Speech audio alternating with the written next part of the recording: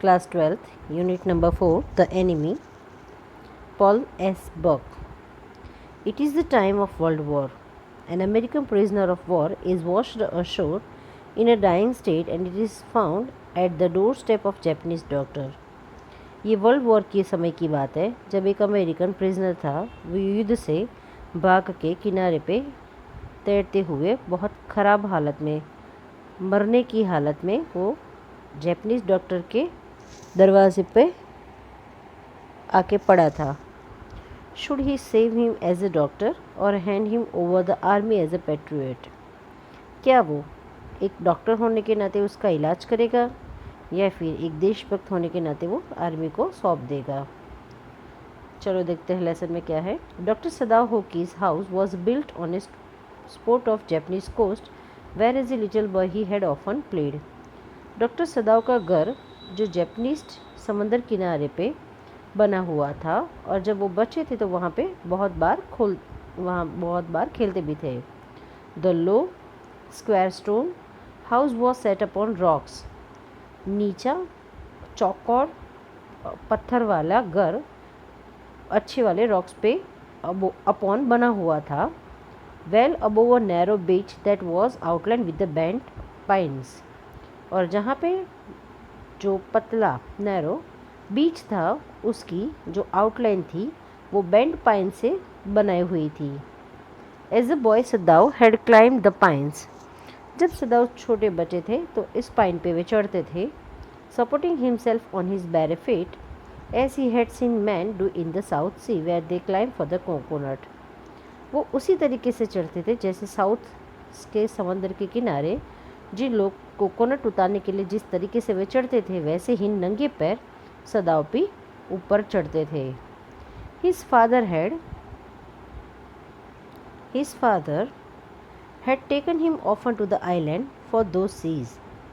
उसके पिताजी उसको कई बार वो आइलैंड पे लेके जाते जो समंदर था उसको देखने के लिए। And never had he failed to say that little brave boy at this side. और उस समय पे वो जो उस जगह को देखते हुए कभी भी नहीं चूकते थे अपने बच्चे ब्रेव लड़के को वो कहने के लिए। वो हर बार ये कहते दोज आइलैंड्स यॉन्डर। वो पॉइंट आउट करते हुए कह रहे कि वो जो आइलैंड है they are the stepping stone to the future for a Japan. ये स्टेपिंग स्टोन मतलब कि ये जगह है, ये जापान को भविष्य में जापान वहाँ पे पैर रखेगा। Where shall we step from them? हम वहाँ पे कैसे पैर रखेंगे? Sadao had asked seriously. Sadao बहुत सीरियसली पिताजी को ये पूछता है। Who knows? His father had answer. किसे पता है? उसके पिताजी ने कहा। Who can limit our future? कौन हमारे फ्यूचर की बाउंड्री बना सकता है, हमें लिमिट कर सकता है? It depends on what we make it. ये सब कुछ उस पर निर्भर करता है कि हम कैसे उसको बनाते हैं। Sadao had taken this into his mind as he did everything his father said. जो भी सारी बातें उसके पिताजी के द्वारा कही गई थी वो हमेशा सदाओ अपने दिमाग में रखता। His father who never joked और played with him but who spent infinite pains upon him who was his only son. उसके पिताजी ना कभी उसके साथ मजाक मस्ती करते ना कभी खेलते, बट वो हमेशा उन्होंने बहुत दुख दर्द सहन करके अपने बच्चे को बड़ा करने में, उसको पढ़ाने में जो समय और पैसे दिए थे वो अपने बेटे को पता था। Sadao knew that his education was his father's chief concern. Sadao को पता था कि उसके पिताजी के लिए पढ़ाई ही सबसे बड़ा इम्पॉर्टेंट थिंग था। For this reason he had been sent at 22 to America to learn all about that could be learn of surgery and medicine. और उसी का कारण था कि जब वो 22 साल के हो गए तो सदाओ को अमेरिका भेज दिया गया ताकि वो सर्जरी और मेडिसिन में ज़्यादा आगे पढ़ाई कर सके। He had come back at the 30। वो अपनी पढ़ाई को कंप्लीट करने के बाद जब वो 30 साल के हुए तब वापस आए।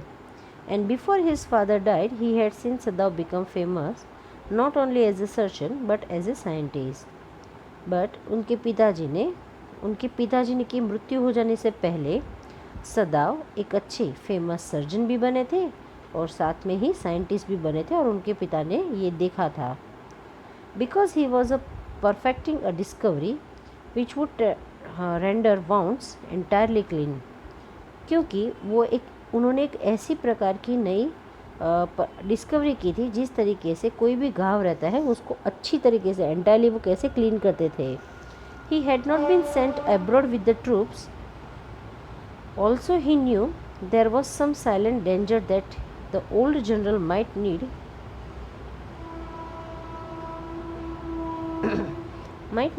an operation for a condition for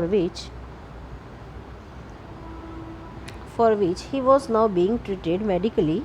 For this possibility, Sadav was being kept in Japan.